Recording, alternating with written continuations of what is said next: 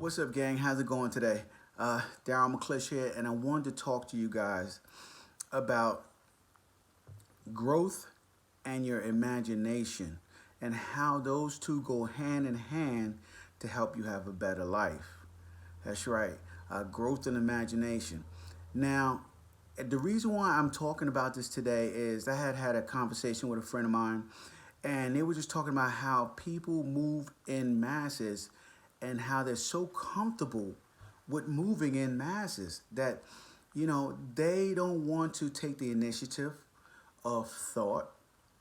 They don't want to take the initiative of being first.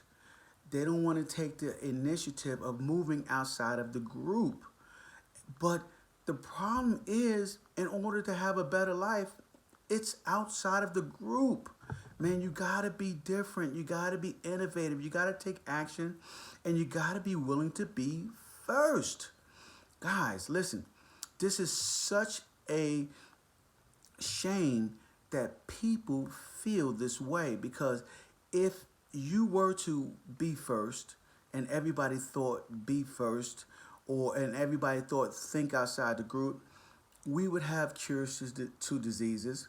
We would have growth, phenomenal growth, okay, and we would have life sustainable for the ages, guys. So, why do we act this way? Well, we're conditioned. Obviously, is we're conditioned from not from birth. Because listen, when you're born wanting to grow, you're born wanting to learn, you're born wanting to use your imagination. But think about it now.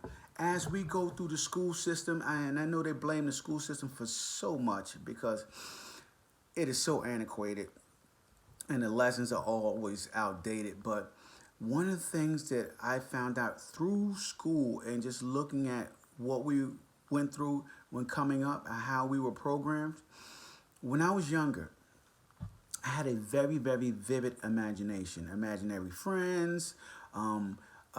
Just my imagination was powerful, right? Because I used it frequently. It was a muscle. Just like when you're working out in the gym, your imagination is a muscle. That imagination muscle has two components, right?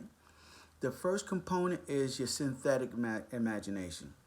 That is, as in maybe you're at the job and you get fed a bunch of ideas, sort of like a group talking about a bunch of ideas, and through those ideas that are handed to you, that information that is given to you, um, you come up with a solution or something that you feel that you've grown from. The other part of that component is your creative imagination. Now, your creative imagination, on the other hand, is your direct link to infinite intelligence, right? That higher power, that source that I always talk about, that source that gives you inspiration. It gives you hunches. You're in the shower and all of a sudden it just comes to you. Well, here's the deal, guys. If you don't act on that creative imagination, those hunches and those inspirations, you will slowly but surely kill off that impulse, that strong desire that if you act on it immediately, more information will come to you. But if you don't act on it immediately, you will begin to tell yourself, you have start to hear voices in your head and say, oh, that's a bad idea, that's a bad idea. And it's you trying to talk yourself out of being inspired. It's you repeating what your teacher said that says, hey, Daryl, you're a dreamer. Hey, get your head up out the clouds. That is what happens to us. We continually, repeatedly, those repressed words, those repressed emotions that made us feel that dreaming and having a vivid imagination was negative, they come out when we're adults. But they come out in the voices in our heads because those people are no longer around to tell us, but they've already programmed us to move in the masses. They programmed us to not have a creative imagination, to stay away from letting infinite intelligence inspire us what to do. I'm telling you guys, you can make this change if you desire change and growth. But you have to have a strong, strong desire in order to be consistent. That's right, consistency, reps and sets, always talking about it. You have to every single day take 10 minutes, sit in a room, pad and paper, and let your creative imagination work. That's right. And when things hit you and they inspire you, you write them down on that pad and paper and you act on it immediately. That is the only way you're going to strengthen your creative imagination. You have to act on your hunches. You have to act on your inspiration. And that is how we all will grow. That is how you will move out of the ranks of the masses and have the life that you want.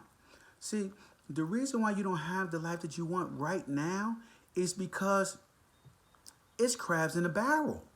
You are with the crabs, right? And you are in a barrel and you're trying to climb to the top, but the words of the masses rules your life right now because you don't want to take time to, hey, use your imagination, tap into creative, infinite intelligence, okay, and grow. Action is what's going to make you better. Actions are what's going to change your life, okay? I had this problem. My mentor set me straight, and now I make sure that I take 10 minutes daily, just to sit down, write on a pad and paper, time to myself, no matter what's going on.